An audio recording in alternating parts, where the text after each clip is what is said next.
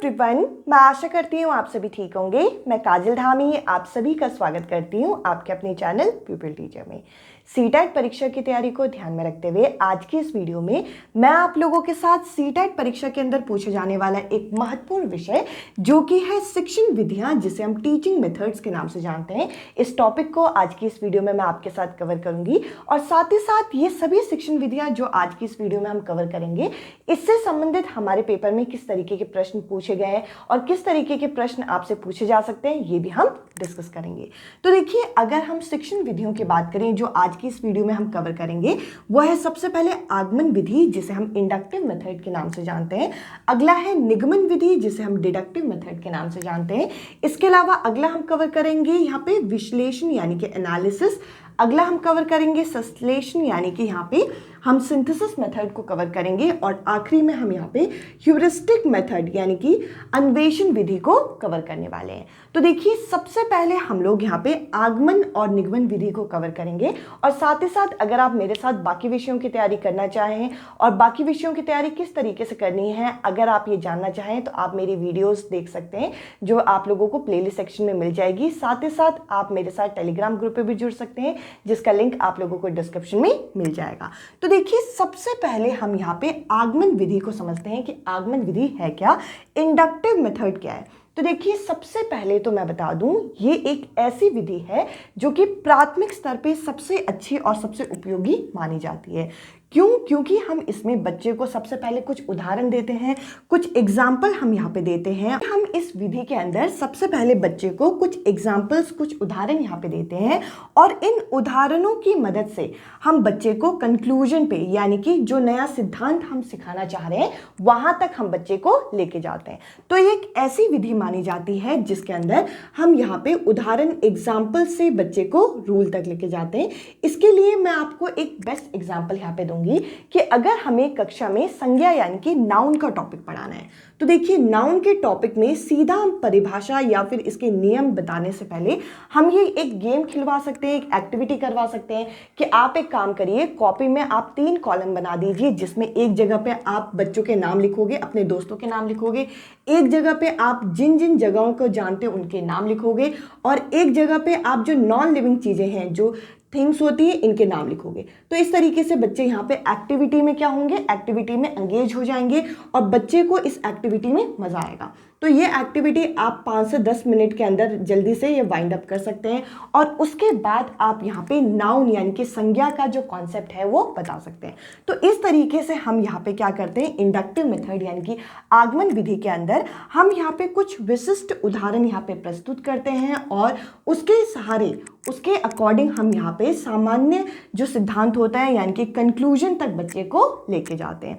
तो देखिए, यहाँ पर किया क्या गया है, यहाँ पे हमने कुछ पर्टिकुलर एग्जाम्पल यहाँ पे दिए। देखिए, मैंने एग्जाम्पल के नाम पे कोई भी एग्जाम्पल नहीं दिया। मुझे पता है कि मुझे यहाँ पे किसी व्यक्ति का नाम, किसी जगह और किसी चीज के बारे में बताना है, तो कुछ पर्टिकुलर, कुछ हमने विशिष्ट उदाहरण बच्चे को दिए और उसके अनुसार हम क्या किया, हमने क्या किया, उसके बाद हमने उन्हें सामान्य जो हमारा नियम है, जो जनरल रूल हमारा है, जो हमारी डेफिनेशन है, परिभाषा है, वहां तक हम बच्चे को लेके गए।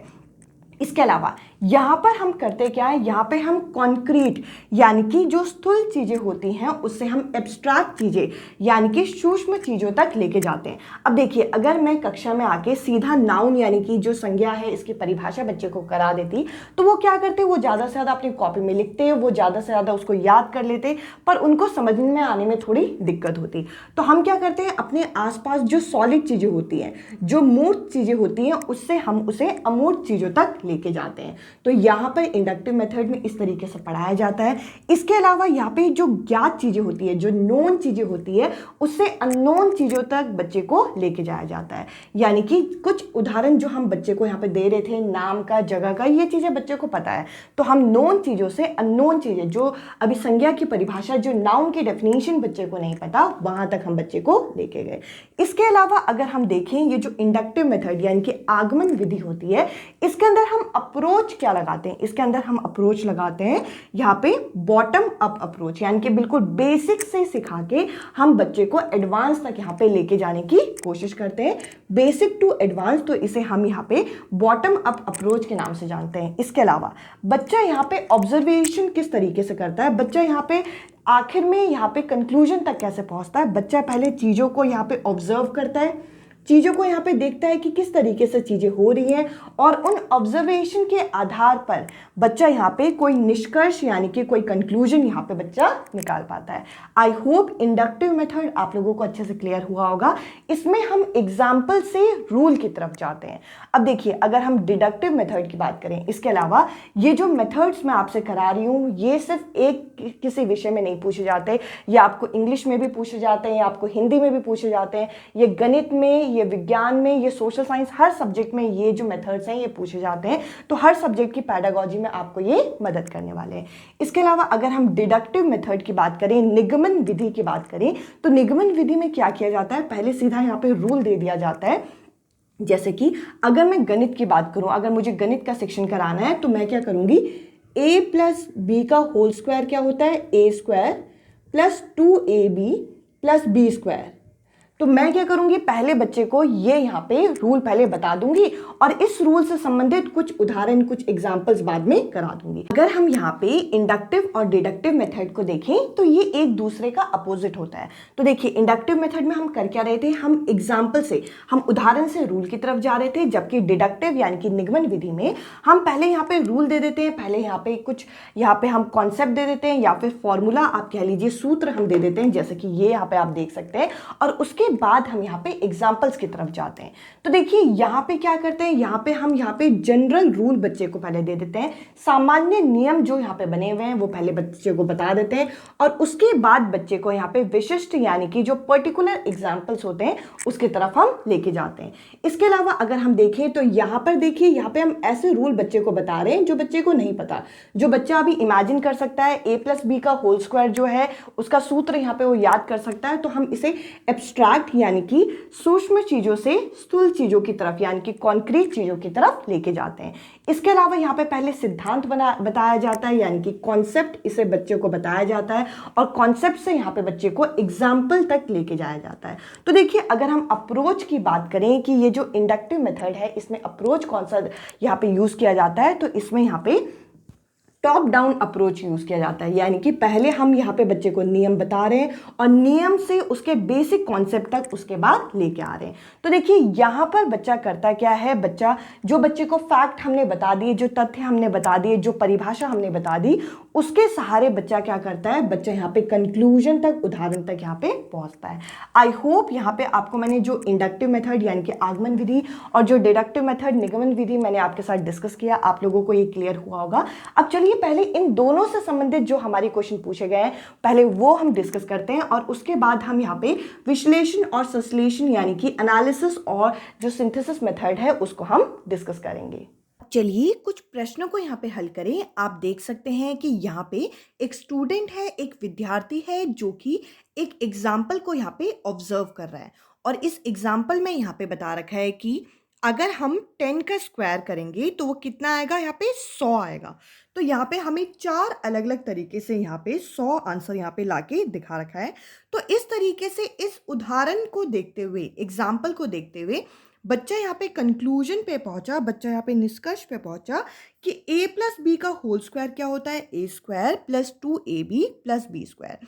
तो देखिए, अगर बच्चे को हम पहले उदाहरण दें और उदाहरण की मदद से बच्चा अगर निष्कर्ष पे पहुंचता है तो वो कौन सी विधि मानी जाती है, वो यहाँ पे इंडक्टिव मेथड यानी कि आगमन विधि मानी जाती है। इस क्वेश्चन का डी जो ऑप्शन है ये करेक्ट आंसर है। आप लोगों ने इस क्वेश्चन को ध्यान से देखा होगा, यहाँ पे क्या किया गया है, यहाँ पे एग्जाम्पल से, उदाहरण से किस पे गए, कंक्लूजन पे गए, कंक्लूजन यानी कि रिजल्ट पे गए। तो इसके लिए हम क्या कहेंगे, यहाँ पे आगमन विधि इंडक्टिव मेथड का यूज किया गया। अब चलिए अगले प्रश्न की तरफ बढ़ते हैं। अगला क्वेश्चन आप यहाँ पे देख सकते हैं, यहाँ पर हम लोगों से इस प्रश्न के अंदर पूछ रखा है, ये जो आगमन विधि होती है इंडक्टिव मेथड होता है, और ये जो क्वेश्चन मैं आपके साथ डिस्कस कर रही हूँ आप देख सकते हैं यूपी टेट में भी पूछे गए हैं, साथ ही साथ ये सी टैट में भी पूछा गया है। सी टैट में ये दिसंबर 2016 में पूछा गया है। यहाँ पे पूछ रखा है कि अगर हम इंडक्टिव मेथड यानी कि आगमन विधि जो होती है, इसकी मदद से अगर हम गणित का शिक्षण यहाँ पे कराना चाहें, तो यहाँ पे इनमें से कौन सा कथन यहाँ पे सही लिखा गया है। तो देखिए, अगर आप यहाँ पे गौर करें तो सिर्फ और सिर्फ आप लोगों को हमको तीसरा ऑप्शन दे रखा है, यानी कि नोन से अननोन, यानी कि ज्ञात से अज्ञात की तरफ जाते हैं। ये हमारे लिए यहाँ पे इंडक्टिव मेथड के लिए सही यहाँ पे कॉन्सेप्ट है। इसके अलावा जो बाकी दे रखे हैं अननोन से नोन, ये हमारा डिडक्टिव यानी कि निगमन विधि के अंदर होता है। इसके अलावा जनरल से स्पेसिफिक जो होता है, ये भी किस में होता है, ये भी हम लोगों का डिडक्टिव मेथड में होता है। और साथ ही साथ एब्स्ट्रैक्ट से कॉन्क्रीट, ये भी हमारा डिडक्टिव मेथड में देखा जाता है। इस क्वेश्चन का जो सी ऑप्शन है ये करेक्ट आंसर है। अगर आप लोगों ने वीडियो बिल्कुल ध्यान से देखी है तो आप लोगों को ये क्वेश्चन करने में कोई दिक्कत नहीं आई होगी।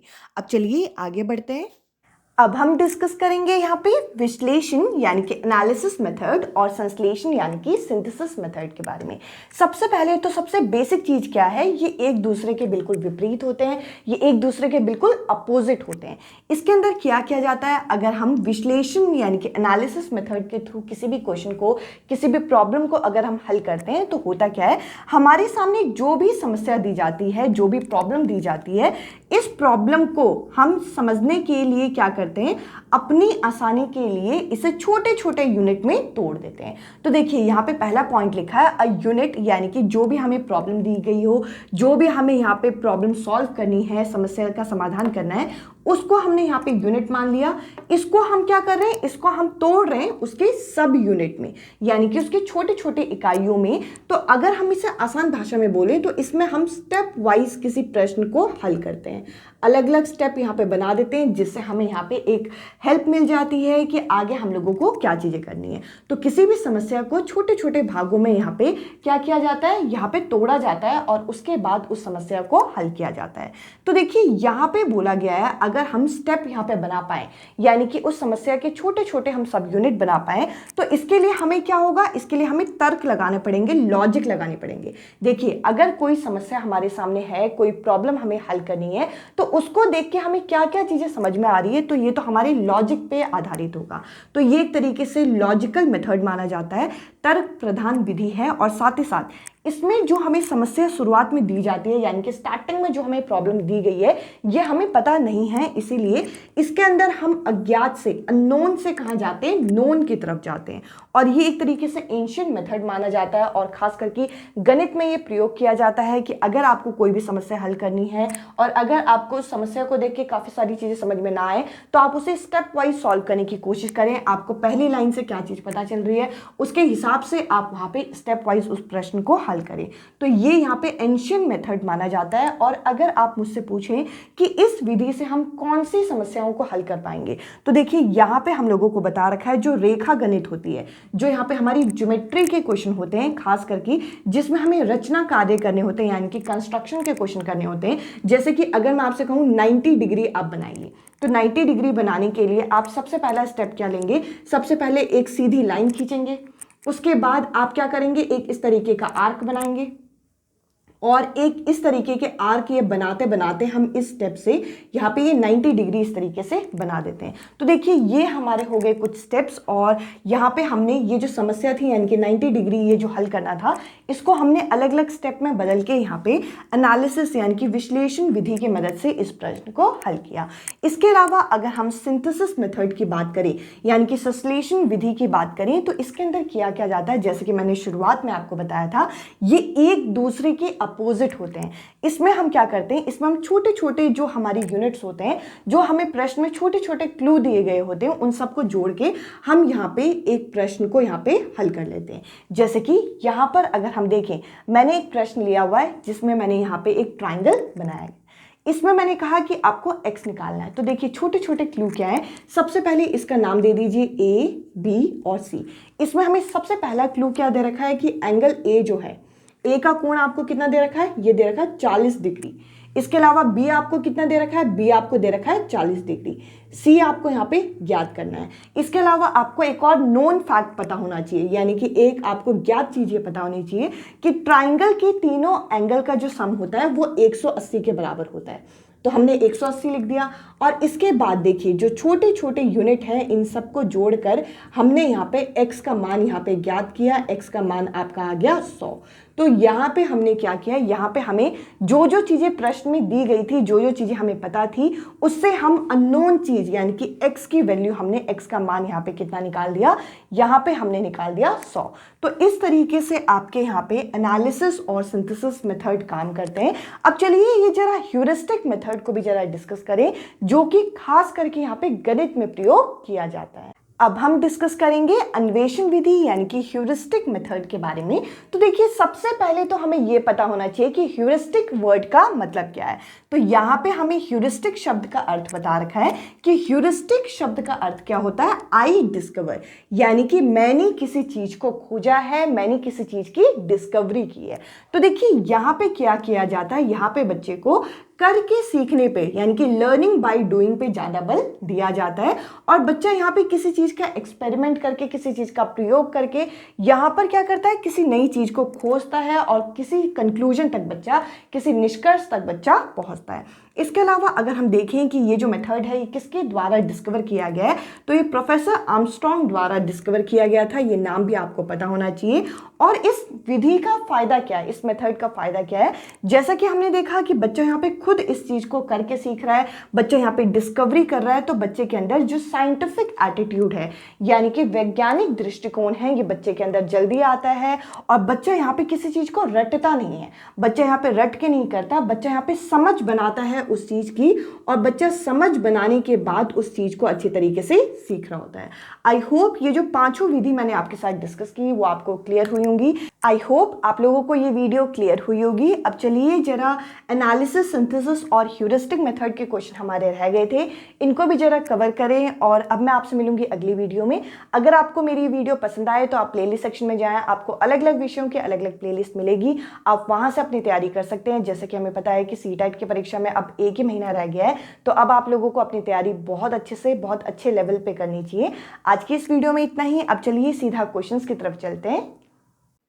यहाँ पे देखिए ये जो क्वेश्चन है ये हमसे सीटेट की परीक्षा में 2011 में पूछा गया है कि लर्निंग बाय डूइंग, जो कि करके सीखने का जो सिद्धांत है, ये किस में यहाँ पे प्रयोग होगा। तो देखिए यहाँ पे अगर आप ऑप्शन को देखें, इसमें अगर यहाँ पे अन्वेषण विधि होती यानी कि ह्यूरिस्टिक मेथड होता तो वही इस क्वेश्चन का करेक्ट आंसर होता, क्योंकि ह्यूरिस्टिक मेथड में भी बच्चा क्या करता है, डिस्कवरी करता है, किसी चीज़ को खोजता है।